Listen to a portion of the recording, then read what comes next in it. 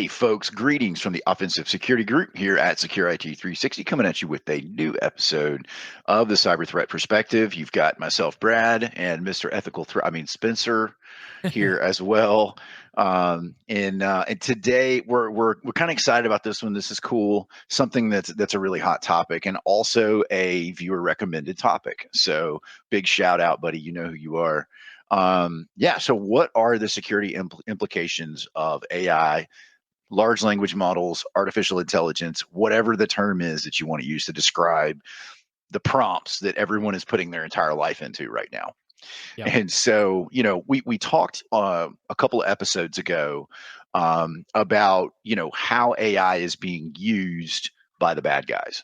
And so from our perspective, there are two broad categories of risk associated with AI. I think maybe there's three, but one of them we don't want to get into, which is how AI takes over the world and we all become slaves in the matrix. But there are two that we can actually do something about, right? And one of them is how the bad guys are using it, right? And it's primarily like deepfake technology, all that good stuff. But then the other risk, and this is the one that's a little harder, I think, to quantify, and that is you are using AI in your organization. If you're not, you're wrong because your people are using it, right? Whether you think they are or not.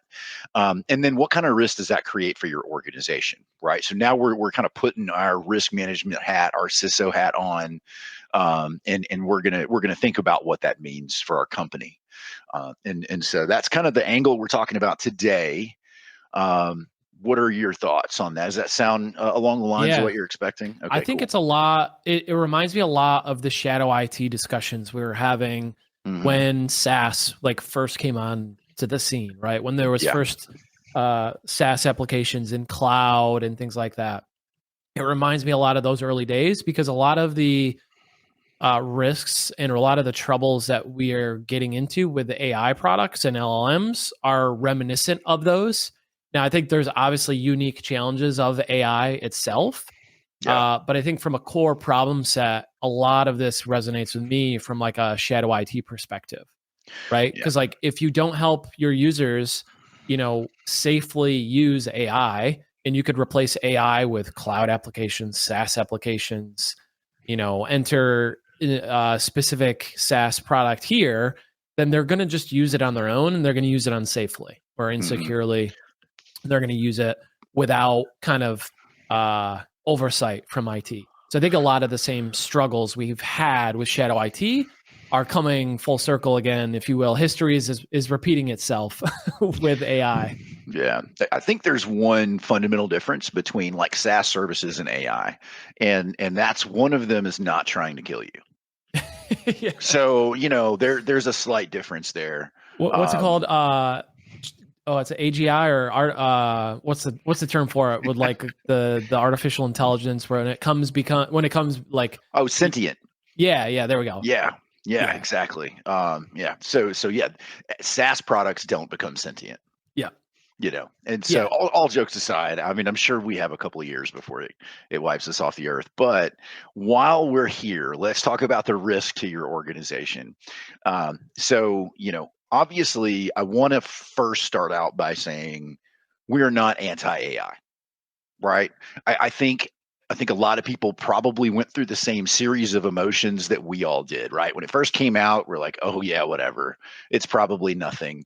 And then we looked at it and we were like, oh, this is actually kind of neat, from a hobby perspective. And then at some point it became useful in our professional lives. Yep. And then we kind of reached that tipping point where it's like, okay, the people that are using this are becoming more productive and more successful, and the people that aren't are being left behind. Yep. And so that, I want people to understand, like, it is not our intention here to be like, you should never touch AI.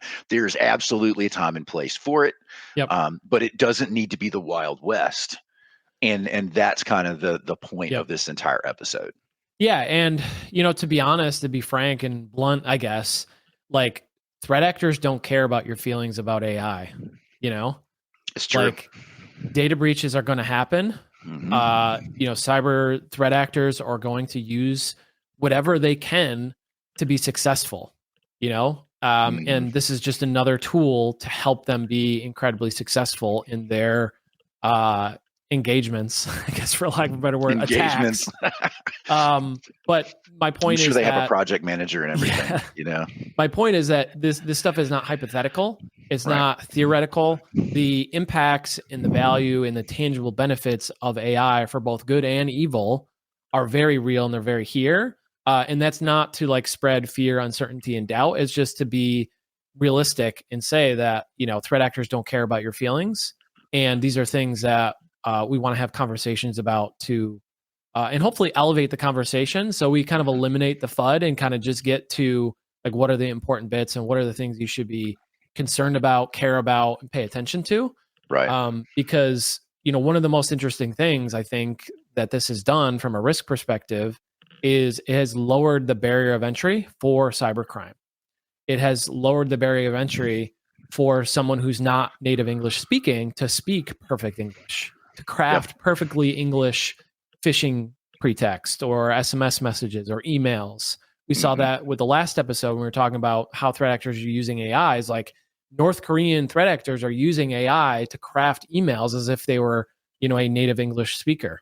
Yeah. So it lowers the barrier of entry, which to me is one of the more concerning, aspects of this. Yeah. Yeah, I think it does it in many ways, like the voice deepfake stuff. It is scary how good some of these LLMs are good at emulating, the pauses, the inflections of just all languages. And so, your ability, and a lot of the stuff's real time. So, I literally right now could be a video representation of myself speaking my voice with all of my flaws perfectly well, and it'd be really difficult for you to know the difference, right?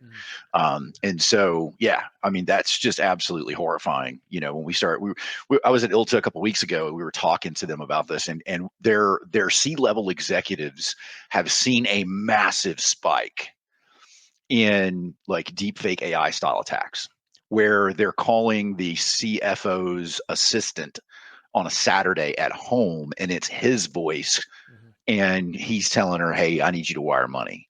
And so there are actually some, this has actually happened. Like people have lost, millions of dollars to these types of attacks. So yeah, man, it's a real thing. I think that lowering the barrier of entry also for code, the pace at which you can pump out like relatively decent stuff is pretty scary, even if you have no experience whatsoever writing any particular language. So all of those are legitimate deals. But that is, if you missed the other episode on how threat actors are using this, that was the 3-minute very compressed version of what that episode content was. We still wanted to mention it here because I want each episode to kind of stand on its own. But what we're really looking at now is, you're a law firm, you're a hospital, you are a engineering firm, and you have now adopted AI, right? You went out, you bought the 5.0 GPT version and gave it out to all your people. What have you actually just done, right? What is now the risk to your organization for leveraging that? But before we get into that, I do want to mention one thing. We put a lot of time into these episodes, guys. We absolutely love doing it. It's tons of fun, and you guys have been amazing. All of you out there that are listening and are watching. So if you need a pen test, I know a guy, right? I know several guys and a girl, actually, if we're talking about the whole team. And so that's literally what we do every single day. And we'd love to work with you guys. So if that's something you need, I know it's coming up on Q4. Don't forget your external pen test. Hit us up at offsec.blog/pen testing. We'd love to work with you guys. So with that out of the way, it sounded like you were like talking about like a sitcom, like Three Guys and a Girl, or like some sort of like security related sitcom. Dude, if our team is not a sitcom, like I don't know what better represents that, because If there's one consistent thing I've heard from our clients about working with us, yeah, we do a great job, but we're a ton of fun to work with, and I think that might be atypical in this space. I don't really know, but I know one of the firms we're working with this week is, she was sending me a text, and she was like, "You guys are hilarious. How are you making a pen test fun?" I was like, "I have no idea. We just love our job, so it's like it's not even like working. We're just hanging out every day." Anytime you can send memes over email is a good day. It's a good day, man. It is. And we love our memes. So, yeah, if you've ever seen a presentation from either Spencer or I, like at a conference or wait, you have a webinar coming up, right? I've made it a personal mission of mine to include some kind of meme on almost every slide. Same. So it is literally, well, it's a policy now. Like it is an official OffSec policy. You must include memes in your presentations. But yeah, hey, just real quick though, before we jump into the meat of this, tell the listeners about the webinar you have coming up, because we're trying, guys, listen up. We are trying to break the record for how many attendees Spencer has for webinars. Yeah. So help us out. Go register. Come check it out. We'll include a link in the in the description of the show, or you can probably find it on the blog. Yep. Is it on the blog? If it's not, we'll put it on there. But yeah, tell us about it. Definitely. So it's all about Windows endpoint misconfigurations. So a lot of you listening probably have Windows endpoints. You probably install software on those endpoints. Users probably log into applications on those endpoints. If you don't, leave a comment and tell us what your endpoint is, and we'll do a webinar on that one too. Okay. Exactly. So I have been doing internal pen testing for 4+ years now. I have dedicated pretty much every single pen test I do is an internal pen test. That's my specialty and focus area is Windows, internal networks, Active Directory, that kind of thing. I've spent the last 4 years digging into these exact problems and seeing these exact problems over and over and over again in almost every organization that I pen test. And those misconfigurations are endpoint specific misconfigurations. That's what I'm going to be talking about in this next webinar. So to give you kind of a quick preview, it's like, one of the low hanging fruit is not using laps. So if you have a local admin account and you're reusing that password on all of your endpoints, that is the kind of thing that I'm going to talk about. But the interesting thing is I'm going to talk about how those are abused by threat actors during internal pen tests, what it looks like, and then most importantly, how to fix it, right? I always like to include in my webinars, how do you remediate these things? How do you address these issues? Both, tangibly, like what can I do right now? And then also kind of like systemically, like what policies, what processes have to change in order for me to fix this. So common misconfigurations in Windows, Thursday, August 28th at 12 p.m. Eastern. There will be links in the show notes. There's links all over social media. So just go to one of my social media profiles and you'll find a link for it. And we had like 500 something registered for my AD webinar last year. So that's what we're trying to break. I think we're at like 440 now. Let's go. So we're folks. pretty close. Yep. But we'd love to break the record. We'd love to see everybody there. Bring questions, memes, jokes, all that is all welcome. Bring the memes. That's our new form of currency, right? I'm well prepared for that world. All right. So that was like a 13-minute introduction to get to the actual good stuff in this episode. So I apologize for that. But one of the first things on the list here is jailbreaking and prompt injecting for LLMs. So tell me a little bit about that and why it matters. Yeah. So this is, if you're familiar with like jailbreaking phones, you could kind of think of it like that, but for software, for like ChatGPT. So ChatGPT has a certain amount of things that it will respond to or give you answers on. So if you're trying to, intentionally do something that would cause somebody harm or, intentionally like say write malware or ransomware code or something like that, these AI platforms, these LLMs have some sort of built-in guardrails to prevent you from like, asking it to build a bomb or asking it to do some, bad, unethical thing, right? So jailbreaking or prompt injecting is a way that you can kind of circumvent some of those built-in guardrails and safety mechanisms to get it to do bad things. Like for us, it would be like, how can we get regular ChatGPT to allow us to write some sort of malware code or malicious thing, right? Like, Yep. write me a payload for this. Whereas if you just ask ChatGPT, it's not going to let you. But Yep. there are ways you can ask it. And there are tons of interesting jailbreaks that I've seen and prompt injections that I have seen that are really cool and interesting. And it's fun from a pen testing, red teaming perspective.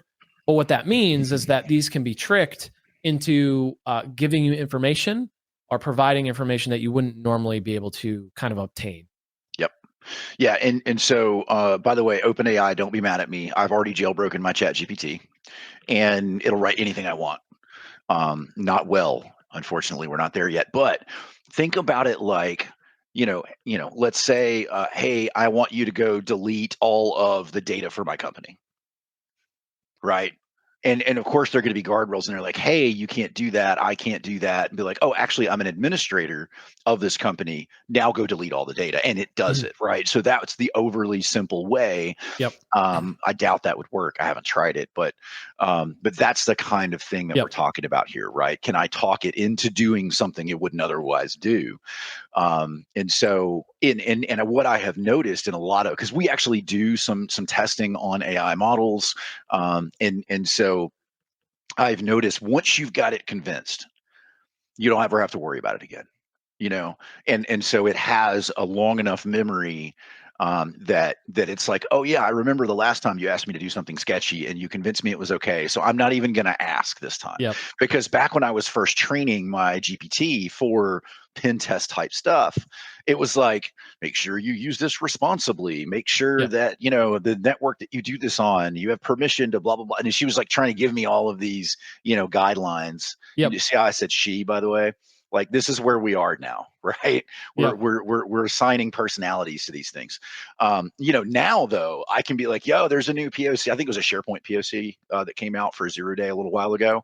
And I was like, I need to roll this into every single different type of common code available on Windows. I want it on, a batch version, a JavaScript version, blah, blah, blah. And so I was building all that stuff out.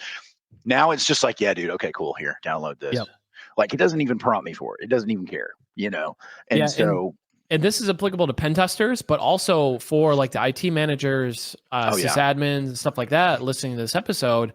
The reason jailbreaks and prompt injection is important and you should care about it is because stuff like Copilot now can get access to your company files, which is like that example you mentioned, is you can ask it to, find all the files with, credit card in the name of the file and like read all the files, or like you said, go delete all the files. So we're now giving these platforms access to our data, to our files, to our information, our PII, our IP, even PHI. So now that we're integrating all these things, and Copilot is a really great example because there's a number of proof of concepts, not even proof of concepts, just like known exploits against Copilot, where you can obtain information that you wouldn't normally be able to through certain jailbreaks and in prompt injections. So, if a user is trying to kind of, insider threat kind of thing, they're trying to steal company data or something like that, they could use a prompt injection to, steal that data and maybe even not even log that action has occurred, which is also pretty devastating. Yeah. And depending on how it's configured, it may have internet access. And so if that's the case, then I can convince it to exfil your data through a channel you will never see. And so, there's real material risk to your organization just by having it there. And it could be an insider threat. It could be, any number of different things. And it could just be a non-malicious, person trying to do something. And they manage to find their way out of the guardrails and create a problem for your organization. So, and a lot of companies are training this thing on their data, meaning that it has knowledge of a lot of things, which the problem with that is now we're starting to break down the silos of data classification and data protection. And so once we start crossing those, now we're creating a real problem for our organization. So, just keep all this stuff in mind, right? This is why humans have the edge temporarily, is because we can think outside the box, right? And that's one of the things that you need to do with this. So, the next one on the list is a supply chain risk, right? So, who is responsible for your AI platform? We were, like I said, I was at ILTA a couple of weeks ago, which is like a big law firm conference. every square inch of that entire hotel was plastered with unique law firm specific AI platforms. Who's writing that code? Where's the data stored, right? Mm-hmm. These are all this, you mentioned SaaS earlier. It's all the same questions we were asking when we first started diving into the SaaS world, right? That we're Yep. also seemingly comfortable with now. And so where's it coming from, dude? Yep. Where, what country is it from? How's it being stored? And you mentioned something, and I want to make sure I'm not skipping ahead here. I don't think we are skipping ahead. Yeah, actually, it's the next one. So I would be skipping ahead. Never mind. All right. So thoughts on the supply chain risk? Yeah. Yeah, no, I think the shared responsibility model comes to mind with cloud. It's like, whose responsibility is it to secure the data, to make sure the data is private? Like you said, where is the data stored? If you have European customers or customers who live in European Union, that kind of thing, like GDPR is a real thing. So like where the data is stored is really important. That Yeah. gets into the data privacy implications of it all. But from a supply chain perspective, one of the things that worries me is these AI platforms use a certain amount of code. They use certain libraries for those code, that code. So it would be reasonable to think that a vulnerability in a certain code base or a library that's used is no different than some other SaaS product or cloud product that uses that same library. Like it's the same thing. Yep. It's just a different platform. It's a different product. So Mhm. the supply chain risks obviously are very much real and very much similar to that what we would experience with cloud and SaaS products and just software in general. Yeah.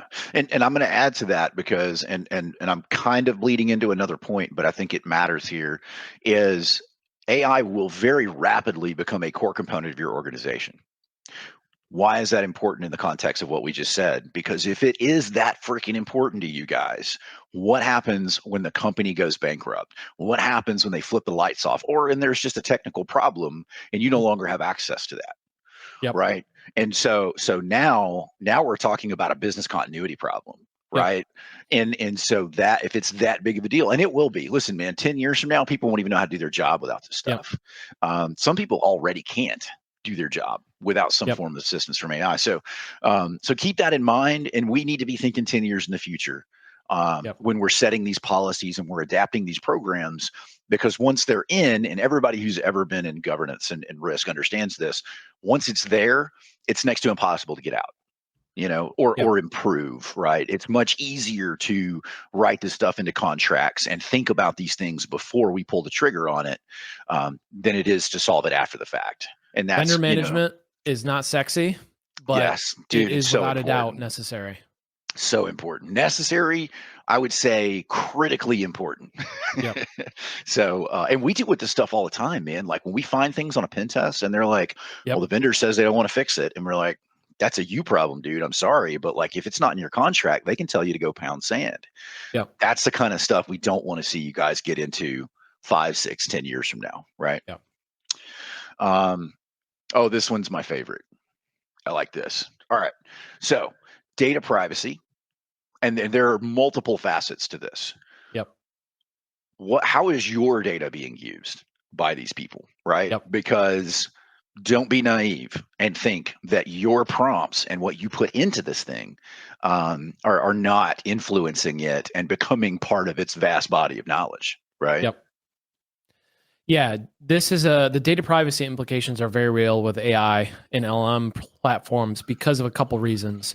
One is how that data or how those platforms are trained. So there's a big kind of like core thing with AI, and it has to be trained on data, right? Like it doesn't just inherently know things; it's trained on a body of knowledge or continuous body of knowledge, and then also like as you input information and like work with the system, my understanding is it learns from that as well, and it continues training, right? I'm not an AI expert by any means, but at a high level, it needs data to be able to learn what is correct, what's not, what answers to provide, et cetera, et cetera. And what's interesting is that some vendors are taking your data and training their models on that data. Now, whether that's anonymized or not sure.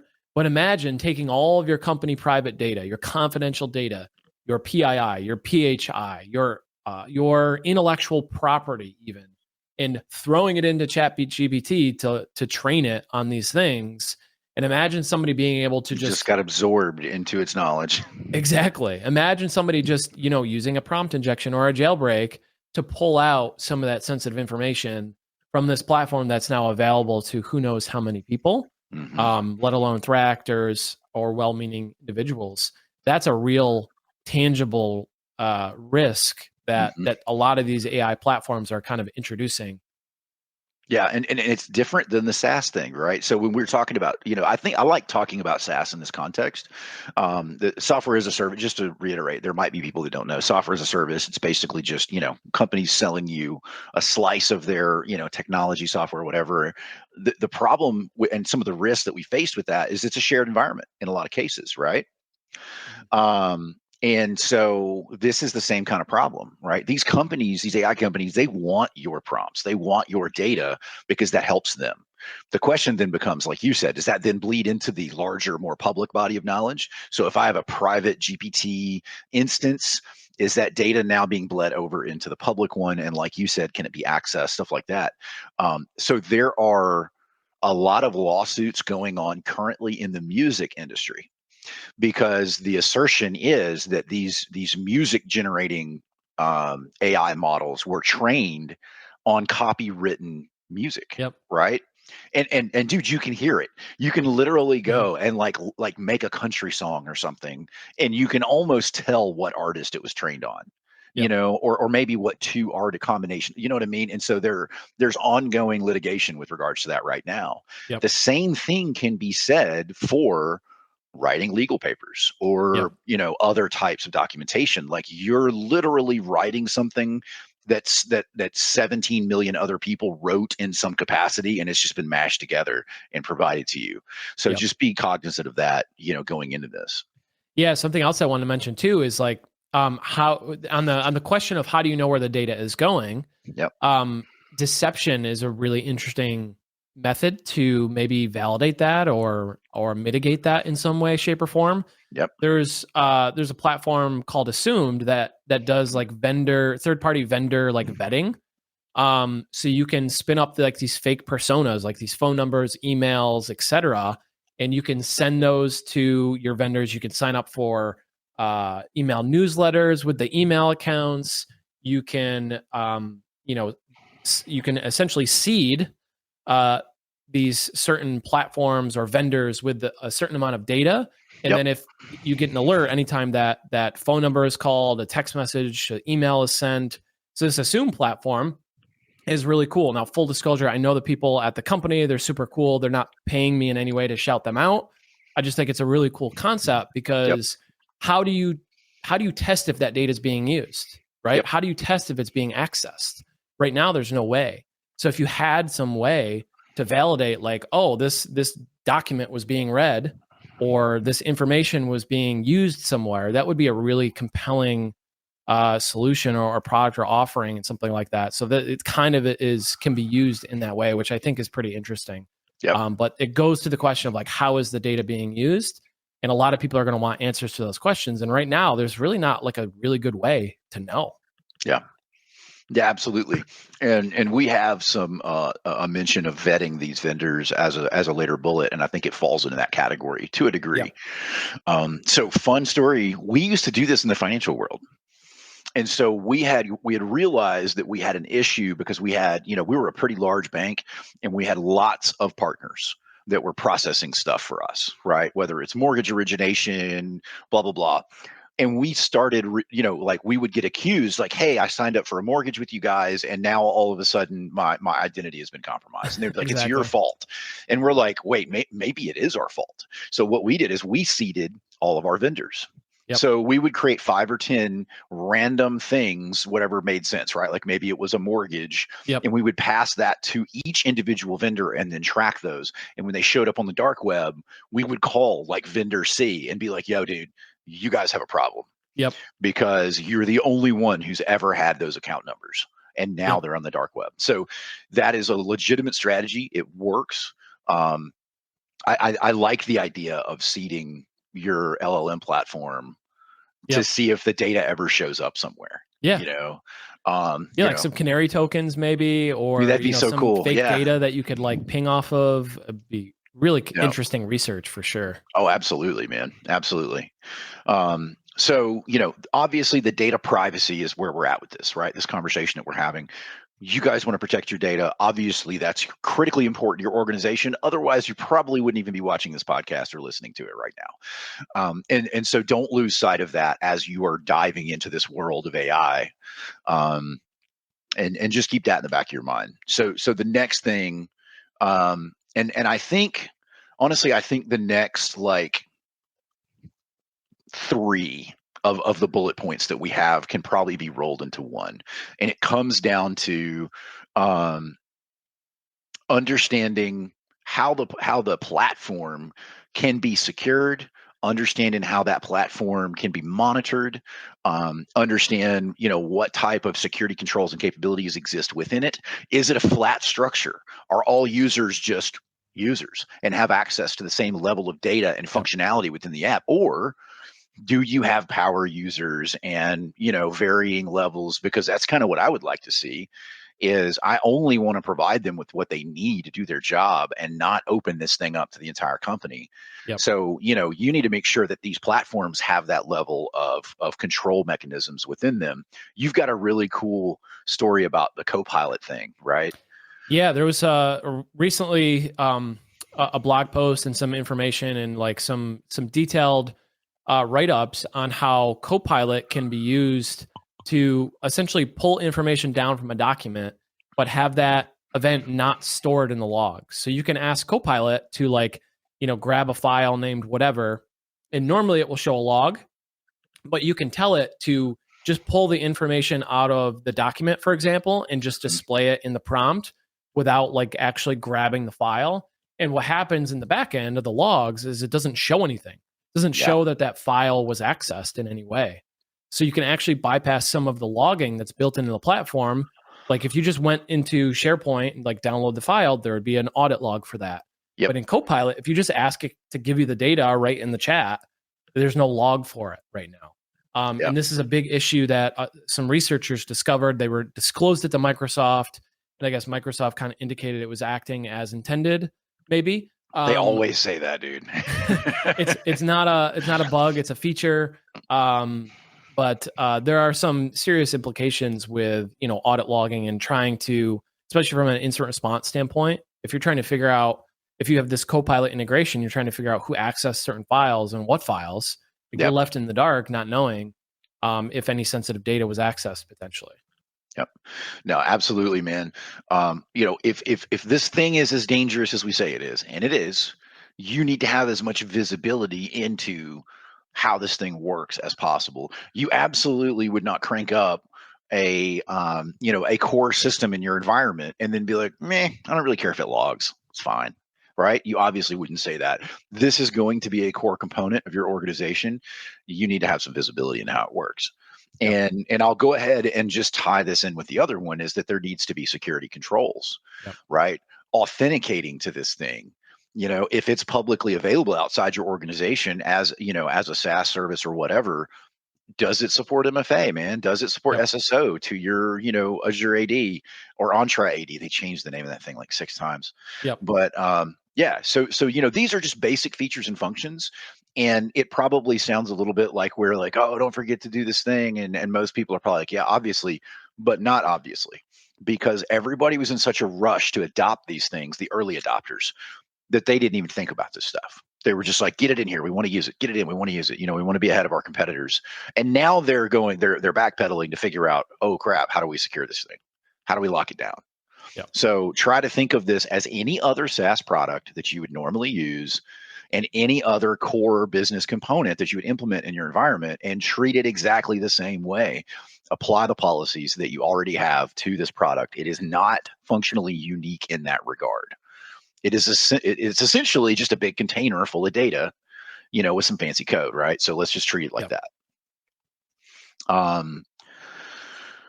So huge thing we haven't touched on, policy. I know it's boring, right? No offense to people who do policy, but like, it's not the sexiest thing in the world, but it is critically important, right? You agree? Yeah. It's like company handbooks. It's like it's the foundation of like what is acceptable use, like acceptable use policies, if you're familiar with that stuff. For America is a pretty liturgical Litigious? I don't know. Bro, we're really flexing our ignorance here. Fancy there's words. A lot of lawsuits that happen. Litigious, I think. Yeah. People will get sued for anything and everything, including organizations, and maybe mostly organizations, right? Mm-hmm. So because of that, there needs to be policies and procedures around how things are used.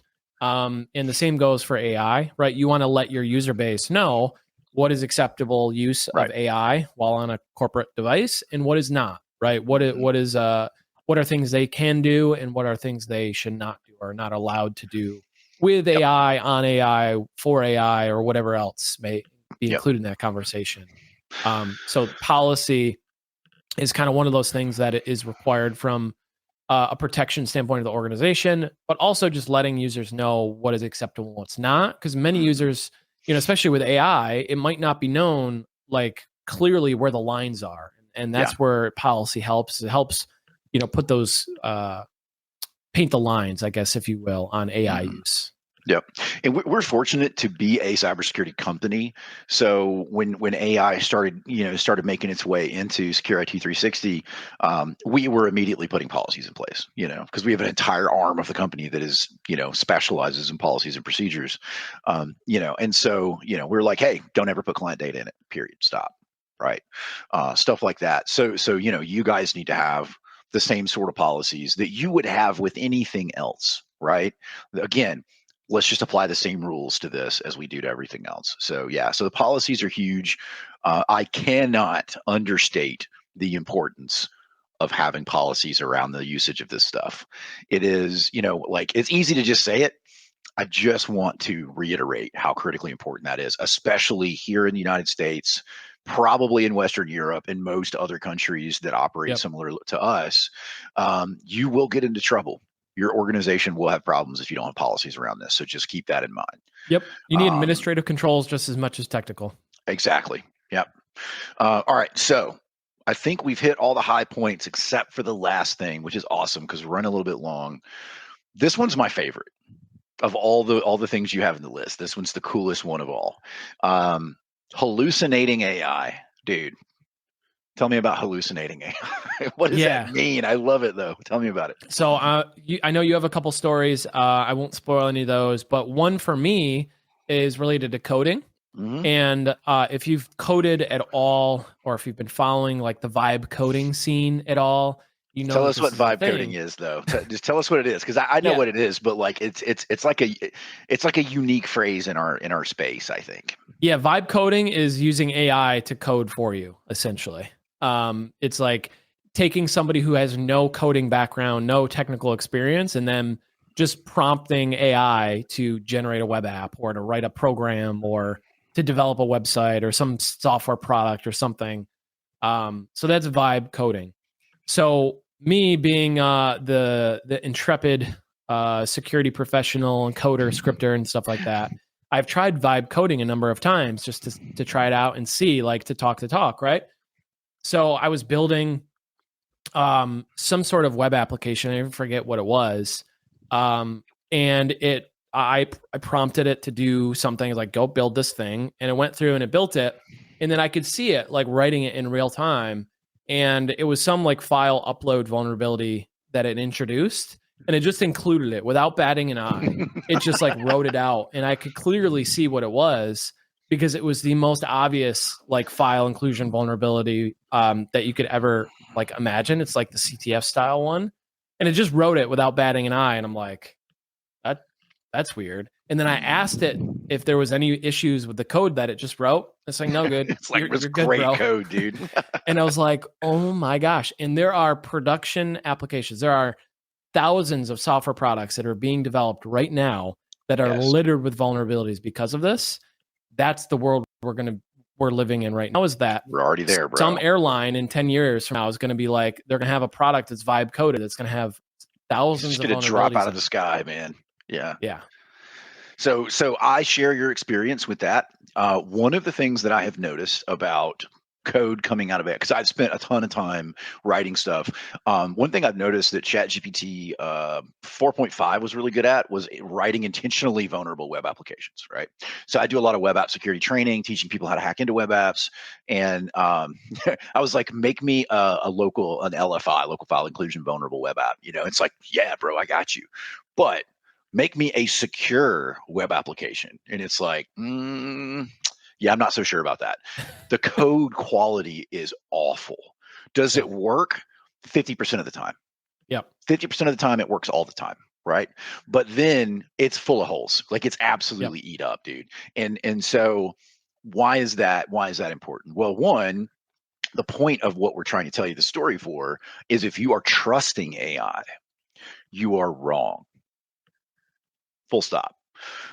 There are currently, I think by my count today, 7 lawyers in the United States that have either been disbarred or recommended for disciplinary action because they have submitted court documents with AI hallucinations in them. And we're talking like case law that has never existed ever, and their entire position is based on this case law that AI made up during the process of generating the documentation. Holy smokes, dude. Yeah. Wild. Yeah. And so now you're a doctor, right? And you're like, hey, my patient's exhibiting these symptoms. What do you think it is? And it's like, oh, got to cut their toes off, dude. And the doctor's like, Roger that. And he's just chopping toes. And it's like, whoa, wait a minute, dude. How much trust are we putting into these things? Yeah. And so, they can go on, man. You could be a mechanic, like, oh yeah, you need to totally drop the transmission because, the gas door's open. So like, don't trust these things, folks. You need to, and it even says in the prompts, like, it'll be like, don't trust us. We get it wrong. And then people are still copy pasting this into their day-to-day lives. So like, I know, dude, but like, don't trust it, man. And we're naturally, we don't naturally trust stuff anyway, right? Just given the nature of our job.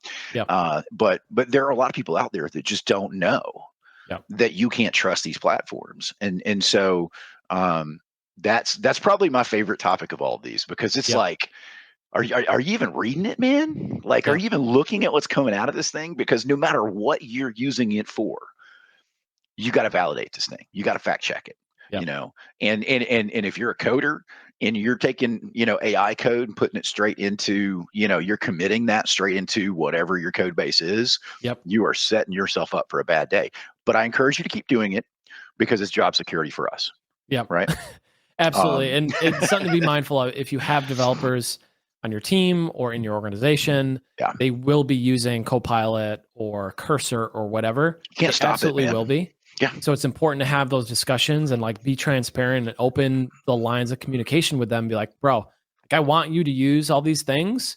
Just let's like work on figuring out what the correct solution is for like mitigating the risks and vulnerabilities that you introduce into the code. Let's work on it together. Let's figure it out, and still allow you to use those incredibly awesome tools while doing it in a safe way. And that's the most important thing, is like, don't have over reliance on it or blind trust, and like have those communications and open the lines of communication with the people needed so you can do things in a safe way. And that's always been security 101. That's always been how to do it. As long as security has been alive, it's always been the organizations that are more transparent, communicative, that don't just say no and like, no, you can't use it. The ones that don't do that are the ones that are better able to tackle these threats and these risks and kind of tackle them head on and get in front of them, more importantly. Yep. Yeah. Shout out to Mike Witt, my old CISO, who would always say, like, everybody wants cybersecurity to be the place of no. And he was like, we're never that. We are the place of how can we do this together? Right. And let the business be successful while still placing some security mechanisms around stuff. And again, nothing we have told you guys today in the last 45 minutes is new. All we're saying is, let's just not forget where we came from and fail to apply the fundamental basics of cybersecurity to this new piece of technology. Because at a fundamental level, that's all it is. It's a new piece of technology. It's not particularly smart yet. It's getting better. But, to all those people out there that are like, oh, AI is coming for your coding job, my answer to that is, have you seen the code coming out of AI? Because I have. Yep. And I think everybody's okay right now. Everybody's pretty safe. So yeah, just understand the limitations of the tools that you use, and it's just a tool. Let's treat it like a tool, and let's play some guardrails around these things. All right, folks, that's all we have for you today. Thank you so much for listening and watching. If you enjoyed this episode, please share it with your network. Check us out over at offsec.blog. All the stuff that we do ends up over there at some point. And then if you want to work with us, we're at securit360.com. See you guys next week.